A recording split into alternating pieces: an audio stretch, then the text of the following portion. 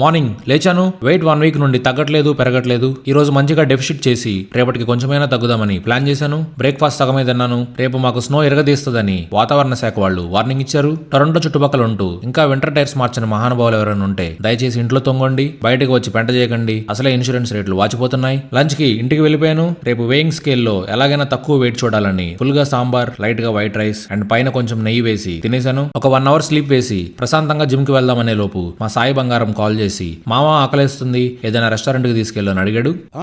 సరేలే, ఫ్రెండ్షిప్ కంటే జిమ్ ఎక్కువ కాదులే అని మా సాయిని పిక్ చేసుకుని మోమోస్ ఎట్ ది మార్కెట్ అనే నేపాలీ రెస్టారెంట్ కి వెళ్ళిపోయాం. ఇక్కడ ఫుడ్ చాలా హోమ్లీగా ఉంటుంది. ఖాళీగా ఏం కూర్చుంటాంలే అని ఒక 1/2 డజన్ మోమోస్ తిన్నాను. ఈవినింగ్ అయినా జిమ్ కి వెళ్దామని ఫ్రెష్ అయ్యి స్టార్ట్ అయ్యే లోపు ఈసారి మా లడ్డు బాబు కాల్ చేశాడు. సెకండ్ అండి, బయట చలి ఎరగేసేస్తుంది, సరదాగా ఒక జ్యూస్ తాగుదామన్నాడు. నాకు ఇంట్రెస్ట్ పోయింది లవడాలి, ఎందుకంటే ప్రతి దశలోనూ పెంట పెంట చేస్తుంటే నాకు ఇంట్రెస్ట్ లేదు. వెయిట్ ఈ రోజు కాకపోతే రేపు తగ్గుతాం, కానీ ఫ్రెండ్స్ కి నో చెప్పలేని నాలంటే నోరు లేని జీవాలు కొన్ని ఉంటాయి. Friendship sir, friendship. అందుకే షుగర్ లేని షుగర్ కేన్ జ్యూస్, అదే నాన్ ఆల్కహాలిక్ బీర్స్ తెచ్చుకుని సిగ్గు లేకుండా 2 తాగేశాను. ఈ రోజు టార్గెట్ రీచ్ అవ్వలేదు. రేపటి నుండి వీక్ డేస్ లో ఫ్రెండ్స్ ఎవరైనా కాల్ చేస్తే లిఫ్ట్ చేయొద్దని కొత్త టార్గెట్ పెట్టుకున్నాను. ఇది రియలైజేషన్. ఈ రోజుకి అంతే.